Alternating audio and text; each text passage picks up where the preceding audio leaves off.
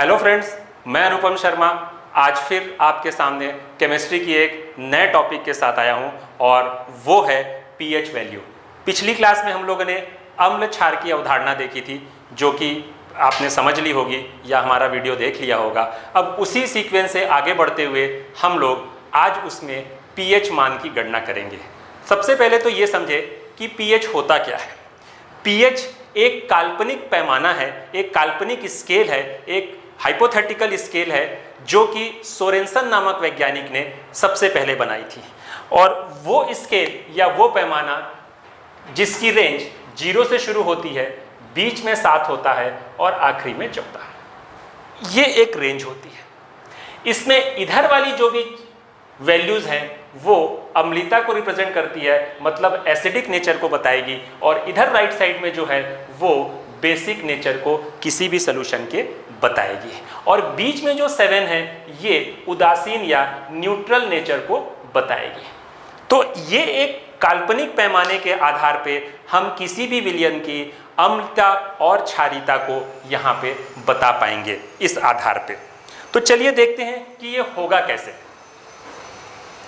ये वाला पार्ट अगर हम बात करें एसीएफ में या नीट वाले या जेईई के एग्जाम में, तो ये बेसिकली न्यूमेरिकल का टॉपिक है। इसका कॉन्सेप्ट तो बहुत सिंपल है। अगर हम इसका फॉर्मूला देखें तो हम कैलकुलेट करते हैं pH is equal to minus log of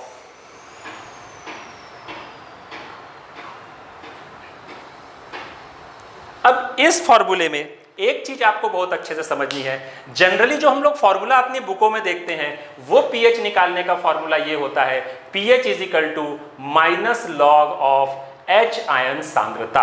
ध्यान दीजिएगा, हमने लार्ज ब्रैकेट में इनक्लोज किया है किसी भी कंपोनेंट को। ये हम पहले भी डिस्कस कर चुके थे। अगर आप हमारे पुराने वीडियोस देखें कि किसी भी कंपोनेंट को लार्ज ब्रैकेट में अगर इनक्लोज करते हैं तो ये उसकी कंसंट्रेशन या सांद्रता को बताता है। तो हमने H आयन को लार्ज ब्रैकेट में इनक्लोज किया हुआ है या प्रोटॉन को लार्ज ब्रैकेट में इनक्लोज किया हुआ है। ये हम पिछले लेक्चर में इस चीज को डिफाइन कर चुके थे। तो वो आपका क्या है, सांद्रता को रिप्रेजेंट कर रहा है। पर ये फॉर्मूला नॉर्मली गलत होता है।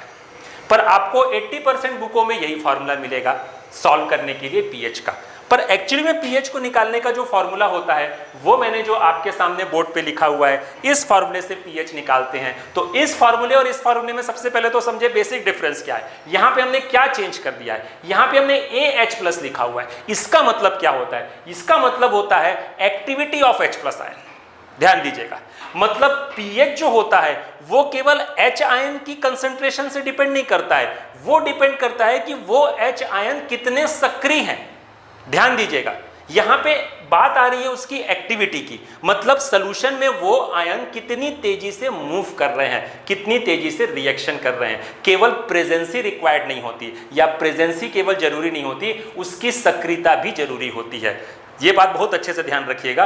कंपटीशन में क्वेश्चन बहुत फ्रीक्वेंटली पूछता है कि एक मान लीजिए विलयन है जिसमें से 10 हाइड्रोजन आयन हैं और उसमें से केवल 4 सक्रिय हैं और 6 सक्रिय नहीं हैं। तो यहाँ पे पीएच निकालने में हम केवल उन 4 को लेंगे, पूरे के पूरे 10 को नहीं लेंगे, क्योंकि उनकी प्रेजेंस क्या करेगी, पीएच को परिवर्तित नहीं कर पाएगी। केवल उसकी सक्रियता ही पीएच को परिवर्तित कर पाएगी। तो इस फॉर्मूले में ये चीज बहुत अच्छे से ध्यान रखेंगे जो कॉन्सेप्ट मैंने बताया है, और इसको कैसे यूज करेंगे वो हम अभी आगे देखेंगे।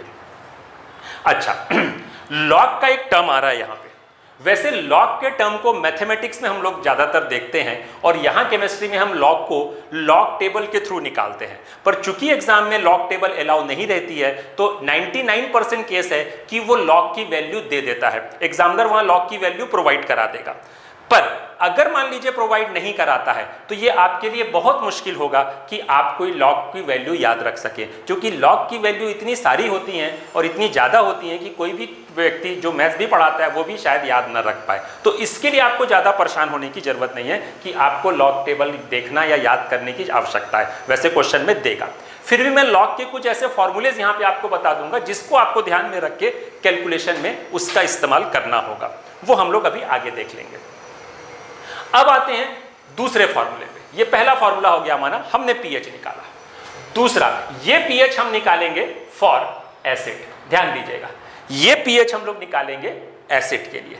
पर अगर कोई क्षार है तो उसका हम डायरेक्ट पीएच कभी नहीं निकालेंगे, और उसका हम निकालेंगे सबसे पहले पीओएच। तो पीओएच का फॉर्मूला मैंने लिखा यहां पे, अब देख रहे हैं आप, फिर से मैंने एक फॉर्मूला लिखा, ये है पीओएच निकालने का, और यहां पे लिखा pOH is equal to minus log of activity of OH ion. ध्यान दीजिएगा, ये आएगा फॉर बेस, मतलब किसी क्षार के लिए, फॉर बेस, किसी क्षार के लिए ये फॉर्मूला आएगा। तो अगर मान लीजिए अब आपके दिमाग में आएगा कि भाई किसी क्षार का पीएच निकालना है, तब क्या करेंगे? क्योंकि हम तो ये बता रहे हैं क्षार का पीएच कभी डायरेक्ट नहीं निकलता, क्षार का हमेशा क्या निकलता है? पीओएच निकलता है। और वो इसलिए निकलता है कि क्षार कभी भी H+ आयन नहीं देगा, क्षार क्या देगा? हमेशा OH आयन देगा। तो इस बात को बहुत अच्छे से ध्यान रखिएगा, क्योंकि क्षार कभी भी H+ आयन नहीं देता। क्यों नहीं देता? उसकी भी वजह है। अगर थोड़ा सा मैं इस चीज को इंटरेस्टिंग बनाऊं तो मैं एक एग्जांपल से इस चीज को बेहतर समझा पाऊंगा। जैसे मान लीजिए मैंने ले लिया NaOH, सोडियम हाइड्रोक्साइड। अगर आप गौर से देखें तो सोडियम हाइड्रोक्साइड को मैंने इस प्रकार से लिखा हुआ है, जिसमें आप देख रहे हैं इसमें दो प्रकार के बंध उपस्थित दिख रहे हैं। कौन कौन से आप देख पा रहे हैं बोर्ड पे? एक Na और O के बीच में एक बंध है, और दूसरा O और H के बीच में बंध है। देखिए, कभी भी कोई भी कंपाउंड जब पानी में जाके घुलता है या रिएक्शन करता है, तो हमेशा रिएक्शन में वो बॉन्ड ब्रेक होता है जो सबसे ज्यादा सक्रिय होता है। तो बंध की सक्रियता जो होती है वही बंध को तोड़ती है, और वो रिएक्शन में आगे प्रोसीड करता है या रिएक्शन को करता है। अब अगर हम यहां गौर से देखें तो हमारे पास दो प्रकार के बंध दिख रहे हैं, एक O और Na के बीच और O और H के बीच। तो इनमें कौन से बंध के टूटने की संभावना ज्यादा है? वो संभावना ज्यादा है Na और O के बीच की। वो इसलिए क्योंकि Na और O के बीच में विद्युत ऋणात्मकता बहुत ज्यादा है। डिफरेंस जो है विद्युत ऋणात्मकता का वो बहुत ज्यादा है। तो ध्यान दीजिएगा, अभी एक कॉन्सेप्ट हम पढ़ेंगे आने वाले टॉपिकों में, और वो है इस विद्युत ऋणात्मकता को कैसे हम स्टडी करेंगे। एक टॉपिक पढ़ेंगे जो डायरेक्टली सिलेबस में नहीं है, तो फिर आप बिल्कुल कंफ्यूज मत होइएगा। मैं आपको बार बार ये चीज बता रहा हूं कि बहुत सारे हम ऐसे टॉपिक भी पढ़ेंगे SCF के में जो डायरेक्ट आपके सिलेबस में नहीं है, पर आप बिल्कुल बॉदर मत होइए, बिल्कुल मत घबराइए, क्योंकि वो टॉपिक कहीं ना कहीं इंटरलिंक होते हैं हमारे गिवन या प्रिस्क्राइब टॉपिक में से। इसी कारण ये चीज के लिए बिल्कुल निश्चिंत रहिए। तो अभी मैं शॉर्ट में केवल ये बता रहा हूं कि यहां O और Na के बीच में ध्रुवता ज्यादा है, या यूं बोले इंग्लिश में कि पोलैरिटी ज्यादा है, तो इस बंध के टूटने की संभावना ज्यादा है और इसके टूटने की कम है। मतलब ये दो प्रकार से बिहेव कर सकता है। अगर मैं बात करूं, अगर ये Na और O के बीच का बॉन्ड तोड़ेगा तो ये कुछ ऐसा दिखाई देगा, Na+ और OH-। और अगर इसने ये वाला बंध तोड़ दिया, ये इसको मैं फर्स्ट कंडीशन दे देता हूं, ये मैंने फर्स्ट कंडीशन दे दी, इसको मैं सेकंड कंडीशन दे देता हूं, तो ये कुछ ऐसा बन जाएगा। आप देख रहे हैं ये दो संभावनाएं इसकी, ये सेकंड कंडीशन बन गई। पर इन दो संभावनाओं में से वास्तविक संभावना कौन सी बनेगी? वो ये बनेगी। वो इसलिए बनेगी क्योंकि इसकी पोलैरिटी ज्यादा है। अगर मैं टेक्निकल टर्म इस्तेमाल करूं अंग्रेजी का, तो हम बोलेंगे कि Na और O के बीच में पोलैरिटी ज्यादा है। अब कोई पूछेगा कि पोलैरिटी क्या चीज है या ध्रुवता क्या चीज है? कुछ देर पहले मैंने भी एक्सप्लेन किया कि पोलैरिटी वो है जिसमें कि इलेक्ट्रोनिगेटिविटी का डिफरेंस ज्यादा है, विद्युत ऋणात्मकता का अंतर ज्यादा है। क्योंकि ऑक्सीजन ज्यादा विद्युत ऋणात्मक है और सोडियम कम विद्युत ऋणात्मक है, तो अंतर ज्यादा होने के कारण इस बंध के बने रहने की संभावना कम है और इसके टूटने की संभावना ज्यादा है। और इसमें ध्रुवता इसकी तुलना में, ध्यान दीजिए, हमारे केमिस्ट्री में हमने पिछली बार भी आपको कई वीडियोस में ये चीज बताई थी कि हमेशा जो ज्यादा और कम की बात होती है वो हमेशा कंपैरिजन में होती है, यूनिवर्सल नहीं होती। हम ये नहीं बोल सकते कि इस बॉन्ड की ध्रुवता सबसे ज्यादा है या इसकी कम है। हम बताएंगे कि इसकी तुलना में इसकी ध्रुवता या पोलैरिटी ज्यादा है, तो इसके टूटने की संभावना ज्यादा है। ध्यान दीजिएगा, तो ये जल्दी टूटेगा। तो जैसे ही इसको मौका मिलेगा रिएक्शन करने के लिए, तो Na और O के बीच के बंध की टूटने की पॉसिबिलिटी ज्यादा होगी, O और H के बीच के टूटने की पॉसिबिलिटी कम होगी। तो इसी कारण सोडियम हाइड्रोक्साइड प्रोटॉन रिलीज नहीं करेगा और हाइड्रोक्साइड आयन रिलीज करता है। इसी कारण NaOH अम्ल की बजाय एक क्षार है। ठीक है, आप मेरे ख्याल से ये पॉइंट समझ गए होंगे। तो किसी भी क्षार के लिए हम कभी भी OH आयन सांद्रता देखते हैं, हम H आयन सांद्रता नहीं देखते। तो हमने यहां स्पष्ट रूप से लिख दिया कि pH निकालेंगे हम अम्ल का और POH निकालेंगे क्षार का। पर आप सोचिए अगर कहानी उलटनी हो या यूं बोले कि क्षार का आपको अगर pH निकालना हो तो कैसे निकालेंगे फिर? तो उसके लिए एक सूत्र है जिसको तीसरा हम सूत्र बता रहे हैं आपको। ये मैं तीसरा सूत्र लिख रहा हूं, pH plus POH is equal to 14। ध्यान दीजिएगा, pH और POH इज इक्वल टू 14। और ये किस कंडीशन पे है? ये है एट NTP। मतलब आपको एक कंडीशन बताई थी स्टैंडर्ड, मतलब ये जो वैल्यू आ रही है वो एक नॉर्मल टेम्परेचर और प्रेशर पे है। मतलब जहां पे प्रेशर आपका 1 atm और टेम्परेचर जो आपका होता है 0 डिग्री सेंटीग्रेड 273 केल्विन हम लोग जो लेते हैं, उस कंडीशन पे ये कहानी बनी हुई है। अगर मैं यहां पे ये वैल्यू हटा देता हूं, ये चीज नहीं लिखता हूं, तो ये वैल्यूज चेंज हो जाएगी। ध्यान दीजिएगा, ये हमेशा कांस्टेंट नहीं रहेगी। तो हमारे केमिस्ट्री में जो भी कांस्टेंट वैल्यू होती है वो नॉर्मल टेम्परेचर पे कैलकुलेट होती है और प्रेशर पे कैलकुलेटेड रहती है। अगर ये सीक्वेंस बदलेंगे या सिनारियो बदलेंगे तो ये सारी वैल्यूज भी चेंज हो जाएगी। तो हमको चूंकि स्टैंडर्ड कंडीशन देखनी है, जिस कंडीशन पे हमने इसको सॉल्व किया है या जो डाटा लिया हुआ है, तो ये है। तो सबसे पहला काम आप क्या करेंगे कि NaOH अगर बोलता है, मैं क्वेश्चन कराऊंगा अभी कि NaOH का अगर pH निकालने को बोलता है तो आप डायरेक्ट NaOH का pH नहीं निकाल पाएंगे, क्योंकि NaOH एक क्षार है। तो आप सबसे पहले वो POH निकालेंगे, फिर यहां पे से pH निकालेंगे। तो यहां से pH कैसे निकालेंगे आप समझ जा रहे होंगे। pH इज इक्वल टू कितना हो जाएगा? 14 माइनस POH। इसको पक्षांतर करके आप इधर ले आएंगे तो आप अब यहां से pH निकाल पाएंगे। तो आप इस बात को बहुत अच्छे से दिमाग में बैठा लीजिए कि एसिड का pH तो डायरेक्ट निकल जाएगा, पर बेस का pH डायरेक्ट नहीं निकलेगा। पहले आपको उसका POH निकालना पड़ेगा और फिर 14 में से माइनस करना पड़ेगा। कई बार एग्जामिनर क्या करेगा, POH को ही pH बना के ऑप्शन में दे देगा और हम POH ही निकालेंगे और ऑप्शन में टिक कर देंगे। मान लेता हूं मैं कि किसी का POH 4 आ जाता है, तो पहला ऑप्शन दे देगा वो 4, बोलेगा कि क्षार का pH बताइए। पहला ऑप्शन दे दिया 4, दूसरा ऑप्शन दे दिया 10, तीसरा ऑप्शन दे दिया 7 और चौथा ऑप्शन दे दिया 3। तो कैंडिडेट निकालेगा 4 इस सूत्र से और बोलेगा 4 आंसर मैच कर रहा है, उसको टिक करो, आगे बढ़ जाओ। पर आपने सोचा नहीं कि वो क्षार है और क्षार का उसने pH पूछा है। इसका मतलब ये 4 आपने निकाला है, वो एक्चुअली में क्या निकाल डाला है? आपने POH निकाला है। फिर आप इस सूत्र पे आएंगे यहाँ पे और फिर 14 में से 4 को माइनस करेंगे, मतलब उस क्षार का pH कितना आ जाएगा? 10 आएगा। ध्यान दीजिए, किसी भी क्षार का pH कभी भी 7 से कम नहीं होगा और किसी भी अम्ल का pH कभी भी 7 से ज्यादा नहीं होगा। इस बात को बहुत अच्छे से अपने दिमाग में बैठा लीजिए। तो आई होप आप इस पॉइंट को समझ पाए होंगे। अब अगर मान लीजिए मैं क्वेश्चन के थ्रू इन सारी कहानी को बताऊं, जैसे सपोज कीजिए क्वेश्चन बोलता है कि what is the pH of, मैं बिल्कुल शॉर्ट में लिख रहा हूं, ओरली उस क्वेश्चन को बोल दे रहा हूं क्योंकि यहां पे मेरे पास समय कम रहेगा और लिखने का प्रोसेस मेरे पास कम रहेगी। तो what is the pH of 10 to the power -3 molar HCl। अगर आपको बोलता है कि 10 to the power -3 molar HCl का pH क्या होगा, यहां पे 10 to the power -3 ये मोलार लिखा है, ये सांद्रता को प्रदर्शित करने का एक तरीका है। ध्यान दीजिएगा, it is a way to represent the concentration of the solution. अब आपको देखना है कि HCl एक अम्ल है या क्षार है। चूंकि हमने अम्ल और क्षार अवधारणा पिछले लेक्चर में आपको एक्सप्लेन की थी, आई होप आपने वो लेक्चर देखा होगा, तो आपको शायद ये पॉइंट क्लियर होगा कि HCl एक एसिड है। तो मुझे पता चल गया कि HCl एक एसिड है, तो मैं इसका pH में डायरेक्ट यहां पे फॉर्मूले में रख के निकाल पाऊंगा। पर मैंने अभी कुछ देर पहले आपको एक कॉन्सेप्ट बताया कि जो pH के फॉर्मूले में एक लॉग का टर्म भी आपके सामने खड़ा हुआ है। तो मैं यहां पे वैल्यू तो रख दूंगा, क्योंकि मेरे पास में ये जो HCl का जो ये 10 to the power -3 मोलार जो बता रहा है, ये बेसिकली क्या है, उसके H आयन सांद्रता बता रहा है। क्योंकि किसी भी अम्ल की अम्लीता जो रहेगी वो H प्लस आयन की सांद्रता पे निर्भर करेगी। ये हमने आर्हेनियस और ब्रोंस्टेड-लॉरी के कॉन्सेप्ट में देखा हुआ है। तो यहां पे मैं क्या करूंगा कि ये जो सांद्रता जो दी हुई है HCl की, ये बेसिकली 10 टू द पावर -3 इस हाइड्रोजन आयन की सांद्रता है जो यहां पे दिया हुआ है। पर मुझे लॉग का टर्म सॉल्व करना है अब यहां पे। अब ये प्रॉब्लमेटिक है यहां पे, तो मैं लॉग का टर्म कैसे सॉल्व करूंगा, उसके कुछ फॉर्मूलेज हैं जो मैं यहां साइड में आपको लिख रहा हूं।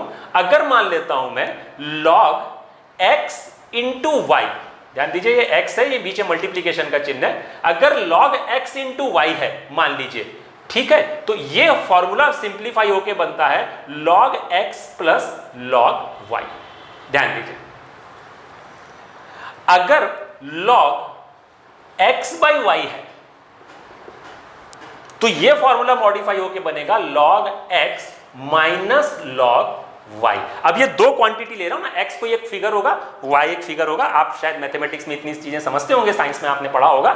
मैं केवल उनके कुछ फॉर्मूले सिंप्लीफाई कर दे रहा हूं ताकि आप उसको बेहतर दिमाग में रख पाएं, क्योंकि इसमें आपको जब न्यूमेरिकल मिलेगा तो आप सॉल्व कर पाएंगे, क्योंकि ये जो पोर्शन है वो आंकिक प्रश्न का पोर्शन है। तो ये दो लिखा। अच्छा, अब अगर देखिए log 10 to the power x अगर ये है तो इसका मतलब होता है x log 10, और log 10 की वैल्यू होती है 1। ये थोड़ा सा आपको याद रखना पड़ेगा, log 10 की वैल्यू 1 होती है, इसका मतलब इसकी वैल्यू कितनी आ जाएगी x। log 10 to the power x is equal to x आ जाएगा, आप ऐसा ध्यान रखिए। और log 10 to the power minus x is equal to हो जाएगा माइनस x log 10, और ये हो जाएगा इसकी वैल्यू माइनस x। ठीक, तो ये कुछ फॉर्मूलेज हैं जिनको आपको ध्यान में रखना पड़ेगा लॉग का टर्म सॉल्व करते समय, क्योंकि यहां पे लॉग का टर्म आ रहा है मैथमेटिक्स का, तो इसको आपको सिंप्लीफाई करना पड़ेगा। आई होप ये सारे फार्मूले आप अभी देख पा रहे होंगे जो मैंने बोर्ड पे लिखे हैं, और उसको बाद में अपनी कॉपी में आप नोट भी कर पाएंगे। ठीक है, तो अब मैं इसको यहां से मिटा रहा हूं। ठीक, ये फॉर्मूले मैंने आपको बता दिया। तो अगर मैं इसमें देखूं कि इन चार फॉर्मूले जो मैंने अभी आपके सामने लिखे, ये फॉर्मूला फर्स्ट था, ये सेकंड कंडीशन थी, ये थर्ड कंडीशन थी, और ये फोर्थ कंडीशन अभी आपके सामने लिखी। तो ये जो मैंने अभी इस क्वेश्चन में ये जो वैल्यूज पुट की हैं, इन चारों में से वो कौन से केस में जा रही है, तो अगर आप गौर से देखें तो ये लास्ट वाले केस में जा रही है, क्योंकि यहां पे 10 to the power minus x है, और x की जगह में कितनी वैल्यू रखी है, यहाँ पे 3 रखी है। तो हम इस फॉर्मूले का यूज करेंगे लास्ट वाले। अब मैं इसको यहाँ से थोड़ा सा मिटा रहा हूँ, और मैं जो क्वेश्चन दिया था अब मैं वापस उस पे आता हूँ और उसको आपको सॉल्व करने के तरीके बताता हूँ। तो अब इसको आप कैसे सिंप्लीफाई करेंगे, और सिंप्लीफाई करने के लिए मैंने माइनस को कॉमन छोड़ दिया बाहर, और इधर ले आया मैंने log 10 टू द पावर -3, अंदर ले आया लॉग को। अब चूंकि log 10 to the power -x is equal to -x होता है, मैं सिंप्लीफाई कर लिया, तो यहां से मेरी वैल्यू आ गई -3।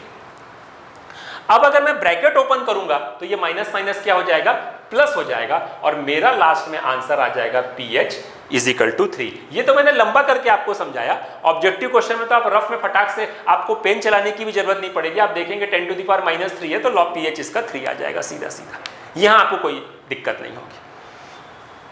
अब चलते हैं थोड़ी सी अलग कंडीशन की। अगर यही क्वेश्चन, आई होप ये आप समझ गए होंगे, अब मैं आगे चलता हूं। अब इसी क्वेश्चन में थोड़ा सा मैं चेंज कर देता हूं।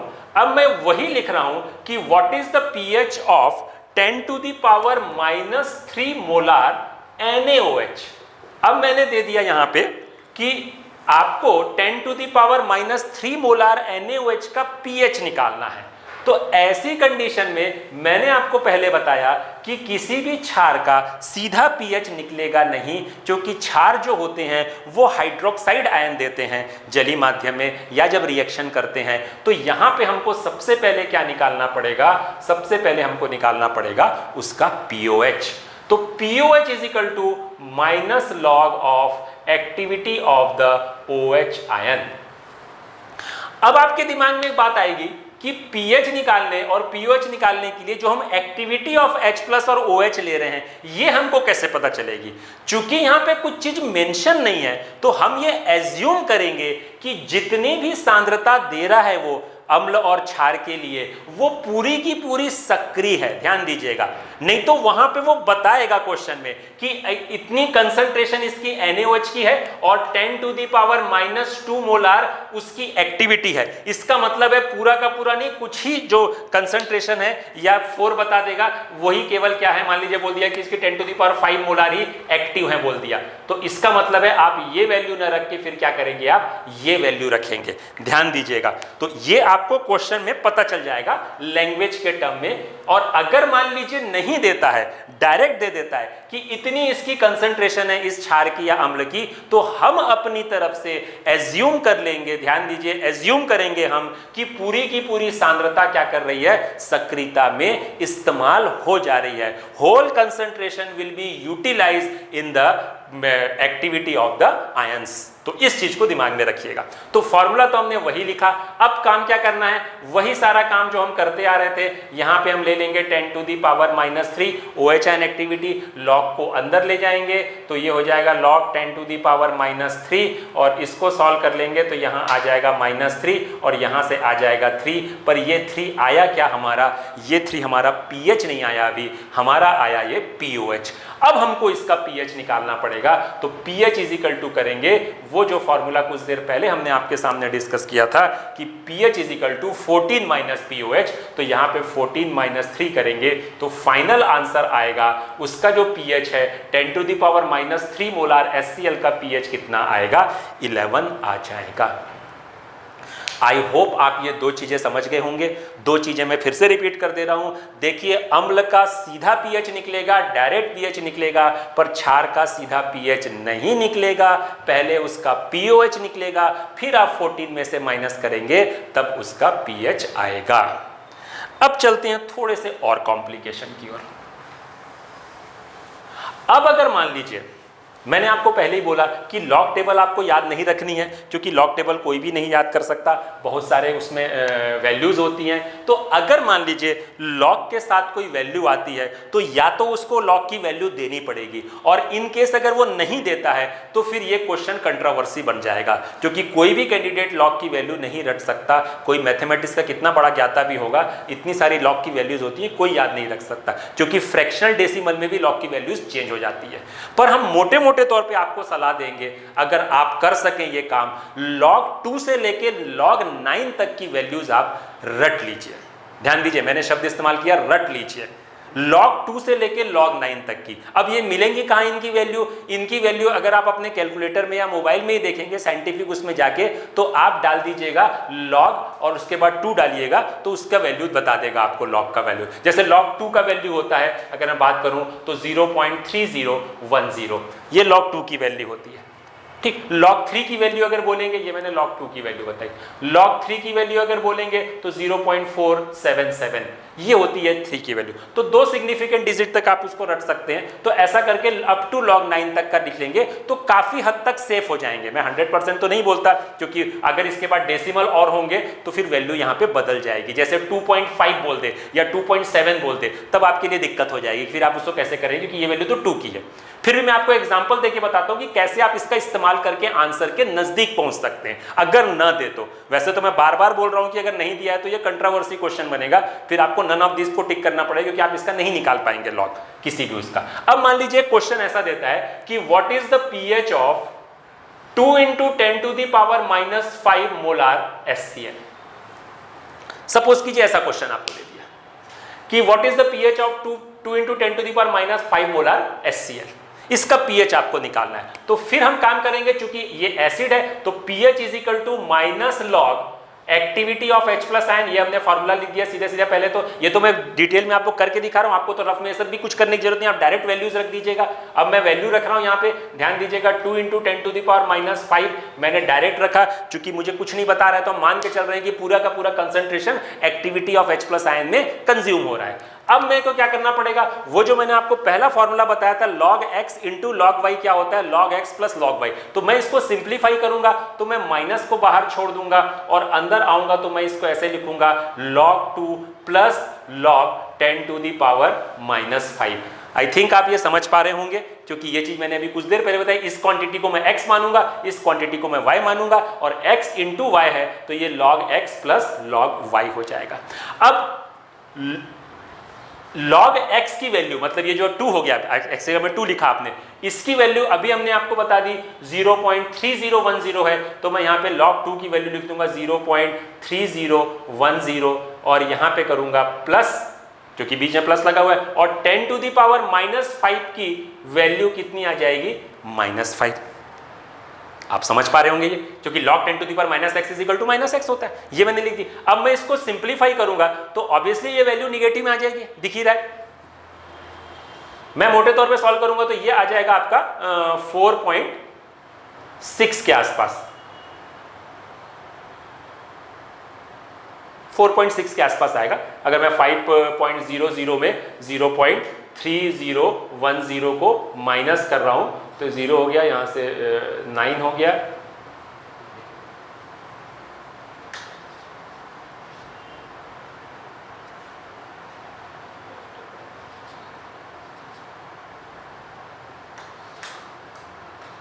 $4.699 के समथिंग कुछ आएगा। 69 में थोड़ा दो ही वैल्यू ले लेता हूँ, आप समझ जाएंगे उसका, और पर ये पर माइनस के साथ आएगा, ये चीज विथ निगेटिव साइन आएगा। अब ये आप ब्रैकेट ओपन करेंगे ये लार्ज वाला, तो अब ये माइनस साइन बैठ जाएगा, तो 4.6 के आसपास में 69 समथिंग कुछ, ये आपकी पीएच आ जाएगी डायरेक्ट। तो आपने समझा कि अगर मान लीजिए अभी केवल एक ही रहे 10 टू दी पावर, तो वो कैसे सॉल्व करना है, अगर दो वैल्यूज हो तो उसको फिर आप कैसे सॉल्व करेंगे, तो ये आप यहां पे समझ पा रहे होंगे। अब अगर इसी क्वेश्चन में थोड़ा सा कॉम्प्लिकेशन और कर दूं, यहां पे लिख देता है 2.8 है मान लीजिए, और 10 टू, तो यहां पे आप 2.8 ले लेंगे इस जगह में सॉल्व करने के लिए, यहां भी 2.8 आ गया, तो अब आपके लिए log 2.8 का तो वैल्यू है ही नहीं, क्योंकि log मैंने आपको बोला log 2 रटिए या तो log 3 रटिए, इसके बीच में पूरी वैल्यूज होंगी। log 2.1 का अलग log आएगा, 2.2 का अलग आएगा, 2.3 का अलग आएगा, 2.4 का, तो इतना सारा रटना तो किसी भी कैंडिडेट के लिए पॉसिबल नहीं है क्वेश्चन। इसी कारण वो क्वेश्चन देगा, फिर भी अगर क्वेश्चन में log का वैल्यू देगा, इन केस अगर नहीं देता, ध्यान दीजिए, हम अंग्रेजी में बहुत अच्छी कहावत से यूज करते हैं, hope for the best and ready for the worst, मतलब हम उम्मीद करते हैं कि एग्जामिनर दे देगा, इन केस नहीं दिया तो फिर हम अपने आप को कैसे वहां पे रेक्टिफाइड करेंगे, कैसे अपने आप को बचाएंगे। तो उसके लिए तरीका ये है कि अगर ये 2.8 बोल दिया तो इसका मतलब है कि ये 3 के काफी नजदीक पहुंच गया, तो हम क्या करेंगे, जो 3 की वैल्यू थी हमारी 0.477, इससे थोड़ा सा कम वैल्यू लेके, मतलब मैं पहुंच जाऊंगा 0.45 के आसपास या 42 के आसपास अगर पहुंच जाऊंगा, तो ये वैल्यू आ जाएगी log 2.8 की, ऐसी वैल्यू आ जाएगी। तो मैं ऐसा करके नीयरेस्ट पहुंच सकता हूं, ध्यान दीजिए मैं बात कर रहा हूं नीयरेस्ट पहुंच सकता हूं, मैं ये दावा नहीं कर रहा हूं कि आप एग्जैक्ट पहुंच जाएंगे, क्यों, क्योंकि कोई भी वैल्यू ऐसे आप याद नहीं कर पाएंगे अगर आपको नहीं दी हो वैल्यू। पर जो 4 ऑप्शन दिए होंगे उसमें अगर एक ऑप्शन, क्योंकि ऑप्शन में बहुत डिफरेंस होता है, तो आप आंसर में तक नजदीक काफी पहुंच जाएंगे और गलती होने की संभावना कम हो जाएगी आपकी बहुत। ये नहीं बोलते कि 100% आप सही कर पाएंगे। तो आई होप आप समझ गए होंगे कि अगर मान लीजिए बीच की कोई वैल्यू दे देता है 2 और 3 के या 3 और 4 के या 4 और 5 के, तो आप उसके नजदीक पहुंच जा सकते हैं आंसर के, एकदम एग्जैक्ट नहीं पहुंच सकते। तो आई होप आप ये सारी चीजें समझ पाए होंगे, इतनी चीजें मेरे ख्याल से आपके दिमाग में क्लियर हो गई होगी। अब आते हैं कुछ और बड़े कॉम्प्लिकेशंस की ओर, जो कि इसमें आपको देखने को मिलते हैं पीएच कैलकुलेशन में। देखिए, कैलकुलेशन करना हमारा मकसद नहीं है यहाँ पे इस वीडियो में, क्योंकि कैलकुलेशन तो आप मैनुअली कर लेंगे, हम सिर्फ समय बचाने के लिए उसका हमने शॉर्ट किया। हो सकता है मेरा कैलकुलेशन यहाँ गलत भी हो सकता है, मैंने केवल आपको बताया कि हम कैसे कर रहे हैं, कि log 2 की वैल्यू को लेके फिर हम कैसे सॉल्व कर रहे हैं। हमारा मतलब मकसद है कॉन्सेप्ट को बिल्ड करना। अब आते हैं कुछ कॉम्प्लिकेशन की ओर। देखिए, अब एक क्वेश्चन मैं ले रहा हूं जो ये एसीएफ में आया ही हुआ था, क्वेश्चन 2016 का क्वेश्चन था, मैं डायरेक्ट वही क्वेश्चन ले रहा हूं। पूछता है what is the pH of, ये पीछे शॉर्ट में लिखा मतलब what is the pH of 10 to the power -8 molar HCl। ये क्वेश्चन था, अगर आप देखे होंगे एसीएफ में, तो ये क्वेश्चन ही था बिल्कुल, एग्जाम में डायरेक्ट उसी को फ्रेम कर दिया मैंने, क्योंकि एक बहुत बढ़िया क्वेश्चन था और इससे एक बहुत बढ़िया कॉन्सेप्ट आपका क्लियर हो सकता है, तो उस चीज को समझेंगे यहाँ पे। तो what is the pH of 10 to the power -8 molar HCl। अगर मैं इसको अभी तक के कॉन्सेप्ट में जो चीजें पढ़ी हैं उसके हिसाब से अगर मैं चलता, तो मैं कुछ ऐसा निकालता, इसको ये फॉर्मूला लगाता और इसमें मैं 10 टू दी पावर -8 यहां लाता, लॉग को अंदर ले जाता, मतलब कुल मिला के यहाँ पे 8 आ जाता। आप समझ गए होंगे पूरा प्रोसेस को। यहाँ क्या करता, मैं लॉग को अंदर लाता, 10 टू दी पावर -8 का लॉग निकालता तो -8 आता, फिर इस माइनस के साथ में मल्टीप्लाई करता तो 8 आ जाता। तो pH 8 आ गया। मैंने कुछ देर पहले कभी आपको बताया कि किसी भी एसिड का pH 7 से ज्यादा नहीं हो सकता, मतलब कोई भी अम्ल कभी भी क्षार की तरह से व्यवहार नहीं कर सकता, क्योंकि हम ये जो pH मान कैलकुलेट कर रहे हैं ये एक स्केल या एक पैमाने पे कर रहे हैं जिसको सोरेनसन नामक वैज्ञानिक ने दिया था। तो सोरेनसन की स्केल पे हम इसको क्या कर रहे हैं, कैलकुलेट कर रहे हैं। तो इस कंडीशन में कभी भी कोई भी अम्ल क्षार की तरह से बिहेव नहीं कर सकता। अगर मैं इस फॉर्मूले का इस्तेमाल करके वैल्यू को कैलकुलेट करता तो यहां pH 8 आ जाता, जो 7 से ज्यादा है, मतलब ये क्षारी होगा। तो अब आपके दिमाग में आएगा, साहब इतनी देर तक आप समझाते रहे इसी फॉर्मूले को यूज करना है, तो अब यहां पे दिक्कत क्या हो गई। फॉर्मूला यही यूज होगा पर थोड़ा सा मॉडिफाई होके होगा, और क्यों होगा वो हम समझते हैं। तो ये जो हमने कैलकुलेशन की है रॉन्ग है, ध्यान दीजिएगा, ऐसे कैलकुलेशन नहीं होगा। अब क्या होगा वो देखिए, फॉर्मूला वही लगा, हमने मिटा दिया है फॉर्मूला, तो खैर अब मैं वैल्यूज पुट कर रहा हूं। अब आपके दिमाग में वो चीजें थोड़ी सी समझनी पड़ेगी आपको, वो क्यों हो रहा है वो आपको भी समझ में आ जाएगा। एक्चुअली कैलकुलेशन इसका ऐसे होगा, ये जो 10 टू दी पावर -8 मोलार है वो तो इस HCl के H आयन कंसंट्रेशन है जो हमने ली, जो क्वेश्चन में गिवन है। अब हमने एक नई चीज यहां पे ऐड कर दी है, 10 टू दी पावर -7। अब कैंडिडेट के दिमाग में ये बात आएगी कि ये फिगर आया कहां से, पहली चीज, और आया तो क्यों आया। यहां पे दो चीजें आपको यहां पे समझनी है जो बहुत इंपॉर्टेंट है। सबसे पहली चीज का जवाब देता हूं कि ये आया कहां से। ये आया है वाटर के H+ आयन की कंसंट्रेशन। ये जो 10 टू दी पावर -7 ली हुई है ये वाटर के H+ आयन की कंसंट्रेशन है, क्योंकि 25 डिग्री सेंटीग्रेड पे, या हम बोले 298 केल्विन पर वाटर के H+ आयन कंसंट्रेशन जो होती है वो होती है 10 टू दी पावर -7 मोलार, और OH आयन कंसंट्रेशन भी होती है 10 टू दी पावर -7 मोलार, मतलब 1:1 के रेशियो में होता है। इसी कारण 25 डिग्री सेंटीग्रेड पे वाटर न्यूट्रल होता है, क्योंकि दोनों ही आयंस की कंसंट्रेशन या सांद्रताएं इक्वल होती हैं। तो पहली बात तो आपके दिमाग में ये चीज समझ में आ गई कि ये जो मैं 10 टू दी पावर -7 ला रहा हूं ये वाटर के H+ आयन की सांद्रता है। अब जो दूसरा इंक्वायरी जो आपके दिमाग में आएगा कि क्यों ला रहे हैं, दूसरी चीज वो इसलिए ला रहे हैं, ध्यान से सुनिएगा अब इस कॉन्सेप्ट को। जब कभी, ध्यान से सुनिएगा, जब कभी किसी भी अम्ल के H+ आयन की सांद्रता पानी के H+ आयन से कम हो जाएगी, तब आपको पानी के H+ आयन को ऐड करके pH की गणना करनी पड़ेगी। ये मैंने स्टेटमेंट दे दिया। अब इसकी वजह क्या है, देखिए साइंस हवा में नहीं चलती, साइंस किसी रीजन पे चलती है। ऐसा हुआ क्यों, देखिए इसका मैं एग्जांपल यहां से ना देके, साइंस की लैंग्वेज में ना देके, एक सामान्य जनरल एग्जांपल लूं तो शायद आप बेहतर समझ पाए। आपको शायद ध्यान होगा कि जब अटल बिहारी वाजपेयी जी हमारे प्रधानमंत्री हुआ करते थे तब उनने 13 दलों को आपस में मिला के एक सरकार बनाई थी जो बहुत दिन तक नहीं चली थी। तो आपको ये बात समझना पड़ता कि गठबंधन क्यों करना पड़ा। गठबंधन इसलिए करना पड़ा क्योंकि बीजेपी के पास एब्सोल्यूट मेजॉरिटी नहीं थी, उसकी सांद्रता कम थी पार्लियामेंट में, तो हमको दूसरे दलों को भी जोड़ना पड़ा। पर अगर हम आज के सिनारियो में देखें, जब अभी जो सरकार बनी है बीजेपी की, ये एब्सोल्यूट मेजॉरिटी के साथ आई है, तो एब्सोल्यूट मेजॉरिटी होने का मतलब जब सांद्रता उनकी ज्यादा होगी तब हम क्या करेंगे, उन छोटे दलों को निग्लेक्ट कर देंगे, उनको भाव नहीं देंगे। अगर चलती फिरती भाषा में बोला जाए कि उनको हम भाव नहीं दे रहे हैं साहब, क्योंकि हमारे पास में बल पहले से ही मौजूद है, उतने सांसद हमारे हैं कि हम अकेले सरकार बना सकते हैं। तो वैसे ही जैसे अभी 10⁻³ मोलार HCl का हमने pH निकाला, तो वाटर का 10⁻⁷ मोलार ऐड नहीं किया, क्योंकि इतनी ज्यादा सांद्रता थी हाइड्रोजन की कि उसने क्या कर दिया, वाटर के H+ आयन को सप्रेस कर दिया, उसको आगे नहीं आने दिया, और इसी कारण हमने उसकी सांद्रता को वहां पे निग्लेक्ट करके डायरेक्ट pH निकाल दिया। पर अभी की कहानी बिल्कुल अलग हो गई है। अब जो है वो HCl इतना पावरफुल नहीं है, उसकी सांद्रता पानी की सांद्रता से भी कम हो गई है।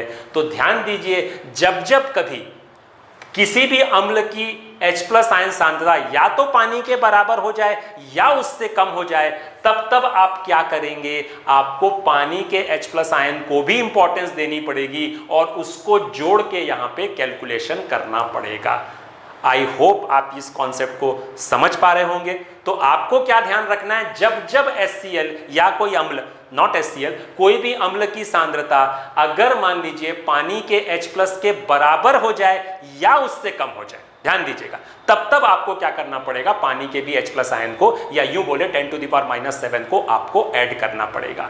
और यही कहानी क्षार के लिए भी लागू होगी कि जब जब किसी क्षार की सांद्रता पानी के OH आयन की सांद्रता के बराबर हो जाए या उससे कम हो जाए, तब तब आपको फिर से पानी के OH आयन सांद्रता को भी जोड़ना पड़ेगा, जो कि 10⁻⁷ है।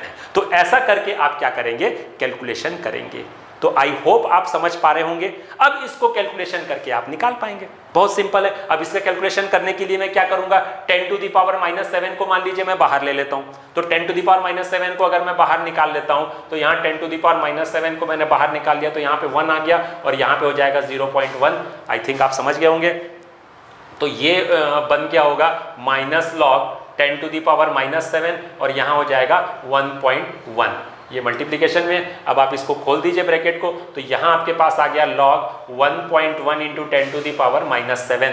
अब यहाँ पे ये x हो गया, ये y हो गया, तो आप यहाँ पे लिखेंगे log 1.1 प्लस log 10⁻⁷, ये आपने लिख लिया।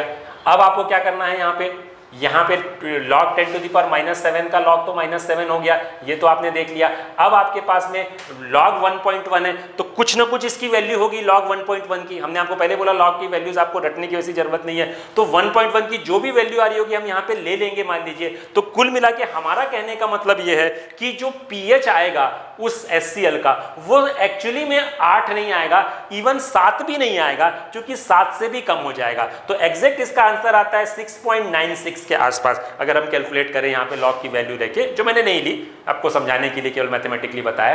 तो कुल मिला के कहने का मतलब है कि जब जब किसी अम्ल के H+ आयन की सांद्रता पानी से कम हो जाए या उसके बराबर हो जाए, तब तब आपको ये 10⁻⁷ ऐड करके कैलकुलेशन करना है। या यूं समझ लीजिए उसकी सांद्रता 7 से कम ही रहेगी, भले वो जाके 6.99 भी हो जाता है, पर वो 7 या 7 से ऊपर कभी नहीं जाएगा।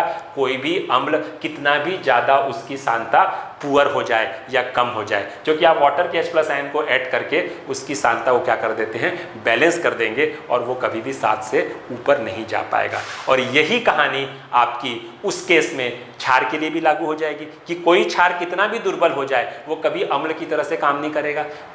जैसे मैं बोल दूं कि 10⁻⁻4 मोलार NaOH का pH कितना होगा, ठीक है, तो 11 कर दूं, सॉरी इसको, तो या 8 कर दूं, मान लीजिए, सॉरी मैंने उससे ज़्यादा कर दिया, मैंने पानी के OH से ज़्यादा कर दिया, तो फिर यही कहानी पूरी करनी पड़ेगी आपको। तो वो क्या आएगा, 7.1 आ जाएगा, इसका pH आएगा 7.1। अगर मैं यहाँ पे HCl की जगह में NaOH कर देता हूँ, तो ये पूरी कहानी यही रहेगी, सेम रहेगी, पर ये क्या निकलेगा, उसका POH निकलेगा।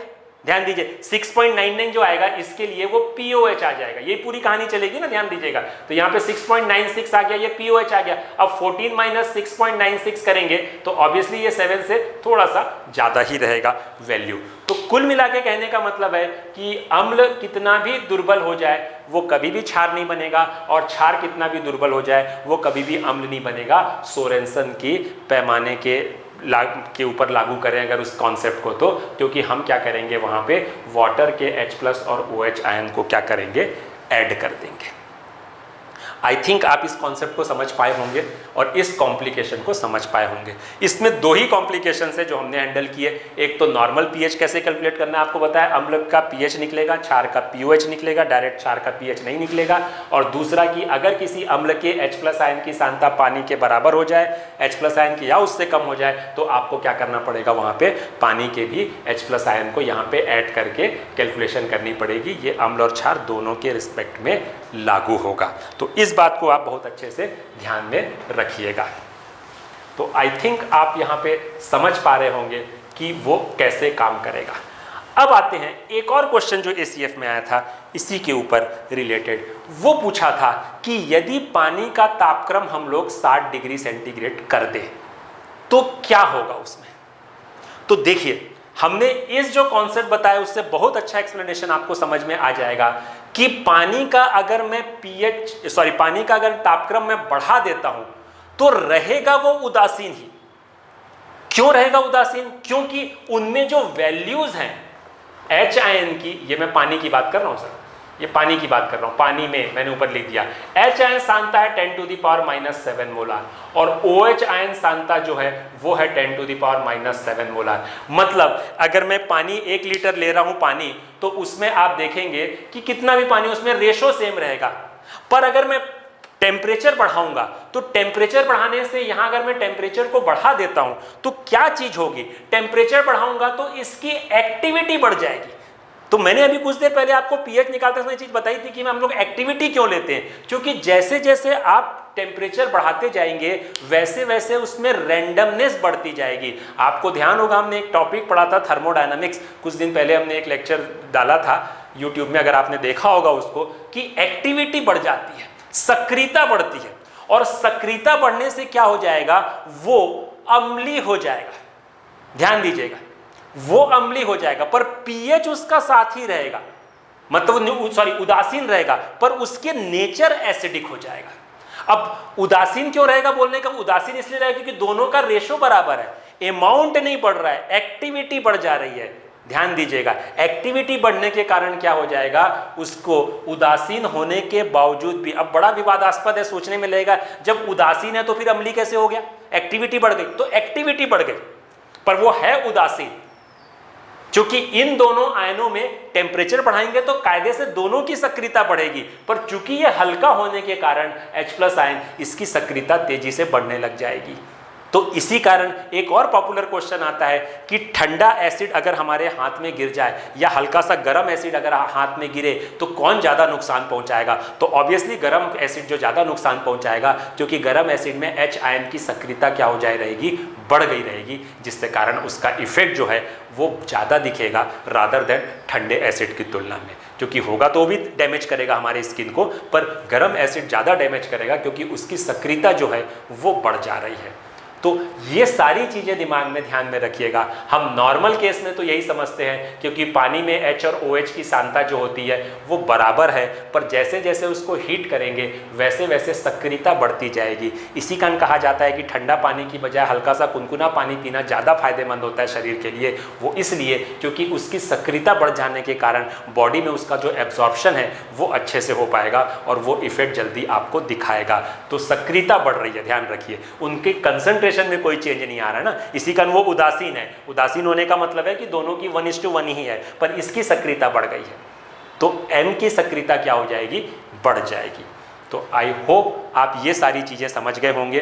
तो आज जो मैंने लेक्चर को कवर किया हुआ है वो था पीएच मान, और पीएच मान के ऊपर जितने डिफरेंट टाइप के पॉसिबल क्वेश्चन बन सकते थे वो मैंने हैंडल किए। आई होप आप ये सारी चीज़ें समझ जाए होंगे। दोस्तों, नेक्स्ट वीडियो में नेक्स्ट टॉपिक के साथ हम लोग फिर उपस्थित होंगे। Thank you very much.